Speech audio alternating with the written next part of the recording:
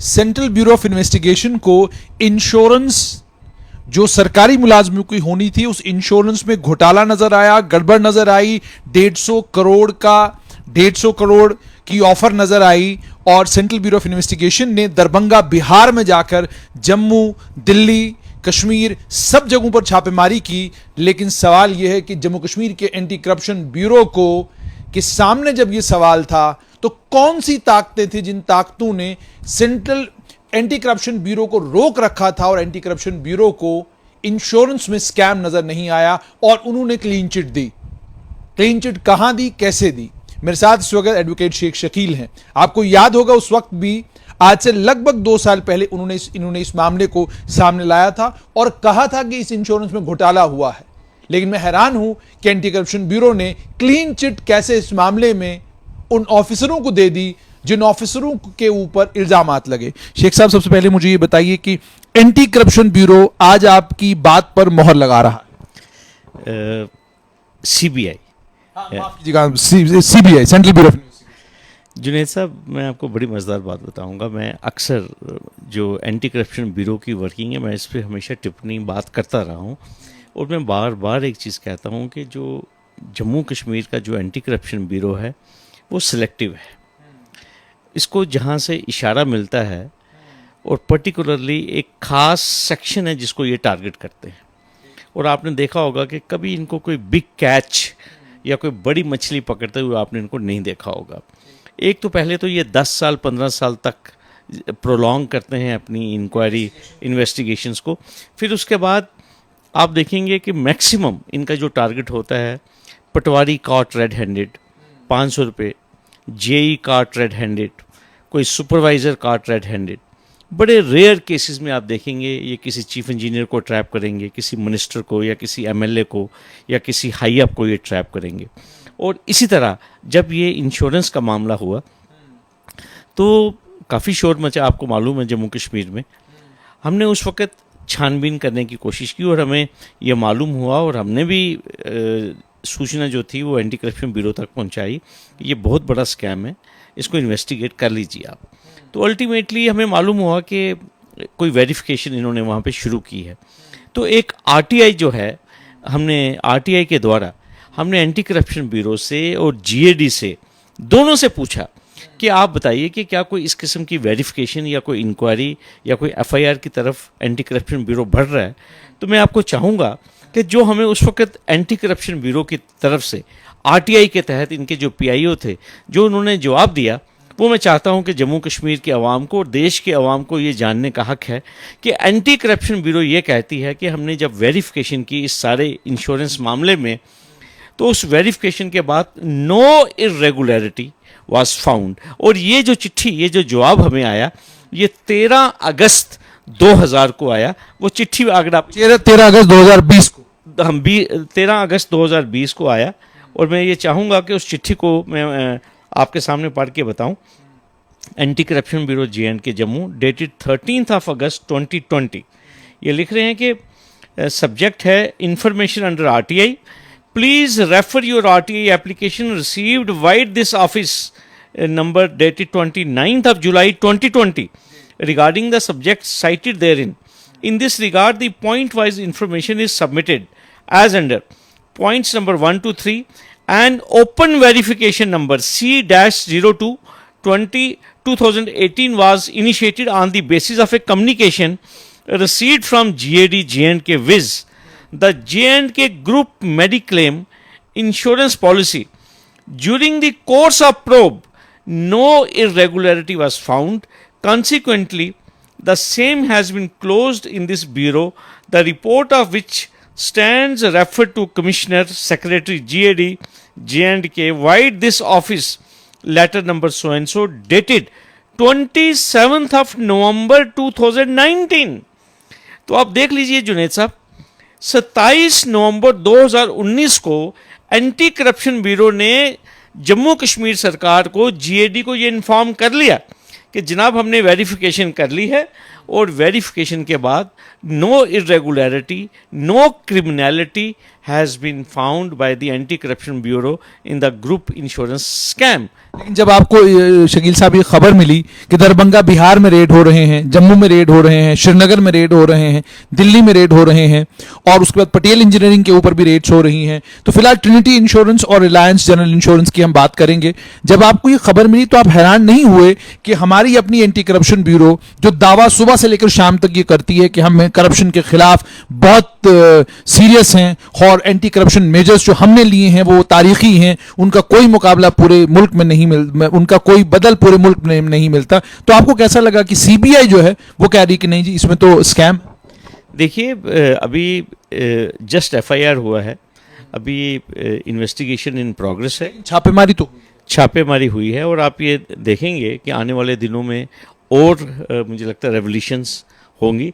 लेकिन आपको मैं ये सिर्फ यही चीज़ बताना चाहता हूँ कि कौन सी वेरिफिकेशन की।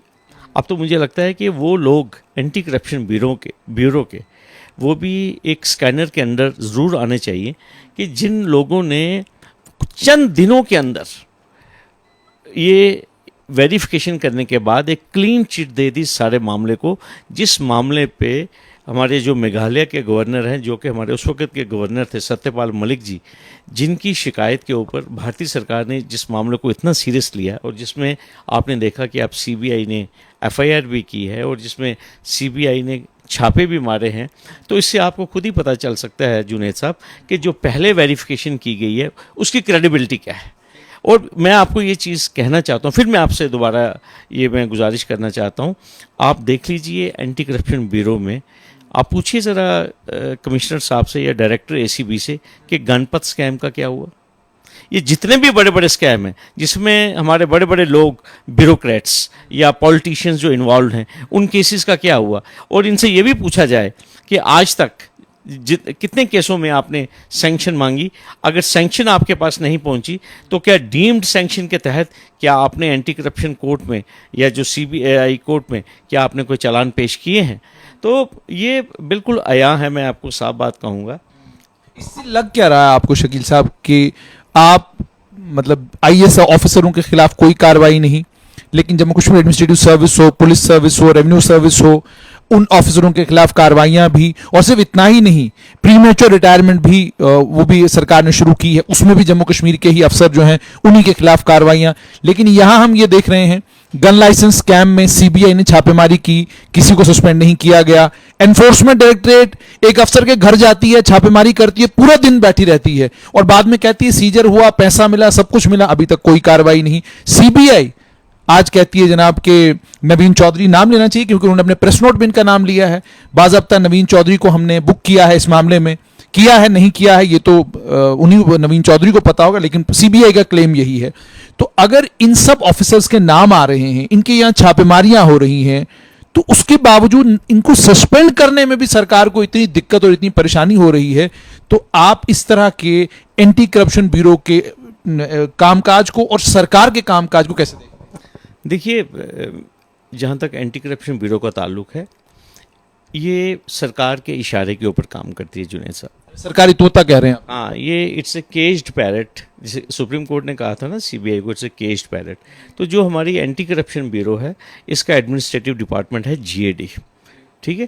तो जैसे सरकार से इनको इशारा आता है, ये सिलेक्टिव होता है। मैंने आपको साफ में बात कहूँगा, जिसको काटना होता है तो उसको ये कटवा लेते हैं, ऊपर से इशारा देते हैं कि उसको जाके काट आओ, ठीक है। और जहाँ तक आपने ये कहा कि मैं जहाँ तक इसका एंटी करप्शन ब्यूरो की मैं जो बात कर रहा हूँ, मैंने आपको बताया कि इसका administrative department general administration department है। जो हिदायत सिविल सेक्रेटरीट से एंटी करप्शन ब्यूरो को आएगी, ये उसी पे अमल करेंगे। तो आप सीबीआई को लेकर, जैसे मैंने आपको कहा, इतने ऑफिसर्स की अगर छापेमारी हुई, ईडी छापे मार रहा है, सीबीआई छापे मार रहा है, लेकिन कार्रवाई किसी आईएएस अफसर के खिलाफ कोई नजर नहीं आती, तो एक आम आदमी के तौर पर आपको क्या लगता है कि क्या वाकई सरकार सीरियस है करप्शन को लेकर? सरकार सीरियस नहीं है, मैं आपको साफ बात कहूँगा। ये सिर्फ पब्लिक कंजम्पशन के लिए ये रेड्स होते हैं। और जम्मू कश्मीर के अफसरों पर तो कार्रवाई, देखिए, वो they are children of lesser guard. मैंने आपको पहले कहा, आप देखिए कितने देर हम चलाते रहे बशीर खान साहब के मामले में। आप देख लीजिए, उनके खिलाफ चालान था गुलमर्ग लैंड स्कैम में। 11 साल से हम लोग कह रहे हैं कि भाई आपने क्यों इनको एक्सटेंशन भी दी और आपने क्यों उनको प्राइस पोस्टिंग पे बिठाया, किसी ने हमारी बात नहीं सुनी। आप इस वक्त आप देख लीजिए, हृदयेश कुमार जी के खिलाफ रोशनी में FIRs, ये सुधांशु पांडे जी रोशनी में मुलव्वस थे और उनको यहीं पे क्लीन चिट दे दी गई।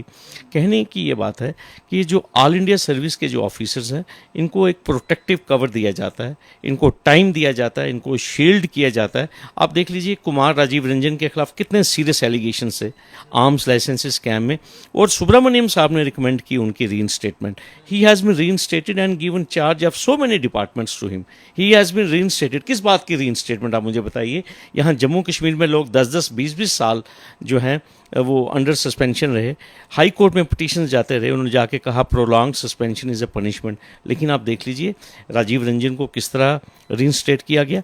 अभी आप देख एलिगेशंस हैं यशा मुदगल जी के खिलाफ और हमारे IAS ऑफिसर्स के खिलाफ जो प्राइस पोस्टिंग्स के ऊपर बैठे हुए हैं। गवर्नर साहब को सब मालूम है, DOPT को सब मालूम है, और DOPT के पास प्रोसिक्यूशन सैंक्शन की फाइलें पिछले 1.5 साल से हमारे एक IAS ऑफिसर्स के पास IAS ऑफिसर्स के खिलाफ पड़ी हुई हैं। उसके ऊपर क्यों नहीं प्रोसिक्यूशन सैंक्शन देते, जबकि सुप्रीम कोर्ट ने कहा है 2012 में सुप्रीम कोर्ट ने कहा है कि मैक्सिमम 60 डेज या 90 डेज जो फाइल है वो प्रोसिक्यूशन की रहेगी कॉम्पिटेंट अथॉरिटी के पास, और अगर 90 दिन के अंदर या 60 दिन के अंदर प्रोसिक्यूशन सैंक्शन नहीं आती है तो डीम्ड सैंक्शन है, और अगर ये डीम्ड सैंक्शन है तो फिर CBI किस चीज़ का इंतजार कर रही है। अगर DOPT जो है सैंक्शन नहीं दे रहा है उन IAS ऑफिसर्स के खिलाफ आर्म्स लाइसेंसेस केस में, तो चालान क्यों नहीं पेश हो रहे, सुप्रीम कोर्ट के कानून की कोई रिस्पेक्ट क्यों नहीं है। कहीं ऐसा तो नहीं शेख साहब की CBI भी सिर्फ खबर बनाने के चक्कर में रहती है, खबर अच्छी बन जाती है, उसके बाद जो असल मामला है कि सैंक्शन फॉर प्रोसिक्यूशन, मामला आगे बढ़े, सख्त कोई कानूनी कार्रवाई हो ताकि पता चले कि वाकई CBI जो है करप्शन के मामलात में सीरियस है। क्या आपको नहीं लगता कि इससे महसूस यूं होता है कि बस खबर बना ली और हो गया काम? देखिए, खबरी तो बन रही है। आप मुझे एक चीज़ बताइए ना, आप कल रेड हुए, उससे पहले और भी ऑफिसर्स हैं जिनके IAS ऑफिसर्स जिन्होंने ये इलीगली आर्म्स लाइसेंसेस इशू किए हैं। आप देखिए प्राइस पोस्टिंग्स पे बैठे हुए हैं, दे आर एडमिनिस्ट्रेटिव सेक्रेटरीज, तो उनके खिलाफ तो कोई एक्शन नहीं है। तो ये कौन सी प्रोसिक्यूशन चल रही है, आप मुझे एक चीज़ बताइए। जबकि सुप्रीम कोर्ट बार बार कह रही है the officers who are facing serious allegations of corruption they should not be assigned the serious postings. आप देख लीजिए, अगर किसी के खिलाफ भी FIR होता है या कोई सीरियस एलिगेशंस हैं, इमीडिएटली लिखा जाता है pending inquiry into conduct, pending his involvement or outcome of the criminal case in FIR number so and so, he is placed under suspension। उन लोगों के खिलाफ तो एक्शन होता है, लेकिन ये जितने भी हमारे सीनियर ऑफिसर्स हैं, जो ऑल इंडिया सर्विसेज के ऑफिसर्स हैं, इनको तो पूरी प्रोटेक्शन है। मैं तो साफ बात कहूँगा, ये तो आए हुए हैं यहाँ पर हम जम्मू कश्मीर के लोगों को लूटने के लिए। मैं तो साफ बात कहूँगा, एक लंबी लिस्ट है इन लोगों की हमारे पास। और सबसे बड़ी बात ये है कि सुप्रीम कोर्ट की जजमेंट्स को भी जो है वो भारतीय सरकार नहीं मान रही है। मैं कह रहा हूँ कि डॉक्टर सुब्रमण्यम स्वामी वर्सेस डॉक्टर मनमोहन सिंह 2012 में सुप्रीम कोर्ट ने यह कहा था कि एंटी करप्शन केस में जब इन्वेस्टिगेटिंग एजेंसी प्रोसिक्यूशन सैंक्शन मांगेगी कॉम्पिटेंट अथॉरिटी से, तो 60 दिन के अंदर जो है सैंक्शन मिलनी चाहिए, और अगर नहीं मिलेगी तो ये डीम्ड सैंक्शन है। आप मुझे बताइए, तो अगर CBI ने 1 साल हो गया, 1.5 साल हो गया आर्म्स लाइसेंसेस केस में, अगर ऑल इंडिया सर्विस के ऑफिसर्स की प्रोसिक्यूशन सैंक्शन नहीं DOPT से आ रही है, तो ये चालान क्यों नहीं पेश करते? अगर इतनी नीयत साफ है CBI की करप्शन को डील करने के लिए, तो एक एक्सपेरिमेंटल बेसिस पे जाइए ना आप कोर्ट के अंदर कि भाई DOPT हमें सैंक्शन नहीं दे रही, ये बहुत बड़ा स्कैम है। और ख़ास तौर पर देखिए, जम्मू कश्मीर के अंदर आर्म्स लाइसेंसेस का स्कैम होना, हम कह रहे हैं कि जहाँ पे उलगाववाद है, इतनी इंपॉर्टेंट ये यूनियन टेरिटरी है। आज भी जुनेद साहब आपने देखा कि आज भी मिलिटेंट्स ने स्ट्राइक किया है। और मैं सबसे पहले मैं आपको ये चीज़ कहूँ कि जो ASI जिन्होंने आज जामे शहादत पाई है, मैं उनको सलाम पेश करता हूँ। उनके परिवार के साथ पूरी सहानुभूति हम एक्सप्रेस करते हैं, पूरा देश उनके साथ है। लेकिन आप ये देख लीजिए कि इतने सीरियस मैटर में कि ये लोग जिसे कहते हैं पैसे बना रहे थे, और जो इन्वेस्टिगेशन हुई है, लाखों करोड़ों रुपए की ट्रांजैक्शंस हुई हैं इन लोगों के अकाउंट्स में, इनके फैमिली मेंबर्स के अकाउंट्स में। अगर इस मामले में भी डीओपीटी अगर सीरियस नहीं है तो किस मामले में सीरियस होगा? डीओपीटी किस चीज का इंतजार कर रही है? हाई कोर्ट में डिवीजन बेंच में पब्लिक इंटरेस्ट लिटिगेशन में लिख के दिया है Sheikh Mohammad Shafi versus Union of India में, जम्मू कश्मीर की सरकार ने एफिडेविट फाइल किया है कि 1.5 साल से हमने डीओपीटी को प्रोसिक्यूशन सैंक्शन के लिए लिखा है, लेकिन प्रोसिक्यूशन सैंक्शन क्यों नहीं आ रही? भारतीय सरकार किस चीज का इंतजार कर रही है? मुझे आखिर में शेख साहब ये बताइएगा कि जहां तक सीबीआई और एंटी करप्शन ब्यूरो का खासकर ये इंश्योरेंस का मामला है, मुझे ये बताइए कि एंटी करप्शन ब्यूरो ने इंक्वायरी क्लोज की, कहा इसमें कोई स्कैम नहीं है। सीबीआई ने छापेमारी की है, तो इसका मतलब सीबीआई को कुछ दिखा है, छापेमारी इसीलिए हो रही है। तो मुझे ये बताइएगा, क्या आप भी ये मानते हैं कि एक प्रोब होना चाहिए, उन ऑफिसर्स को आइडेंटिफाई किया जाना चाहिए जो ऑफिसर्स उस प्रोब को, जिन ऑफिसर्स ने वो प्रोब किया, जिन ऑफिसर्स ने इंश्योरेंस के मामले में क्लीन चिट दी, उनसे सवाल जवाब होने चाहिए कि आपने कैसे क्लीन चिट दी? क्या आपको लगता नहीं कि उनसे भी सवाल जवाब होने चाहिए? देखिए जुनैद साहब, एक तो मैं आपको बड़ा इंटरेस्टिंग मामला है। जम्मू कश्मीर की premier investigating agency anti corruption bureau को इस इंश्योरेंस स्कैम में कुछ नजर नहीं आया। क्यों नजर नहीं आया?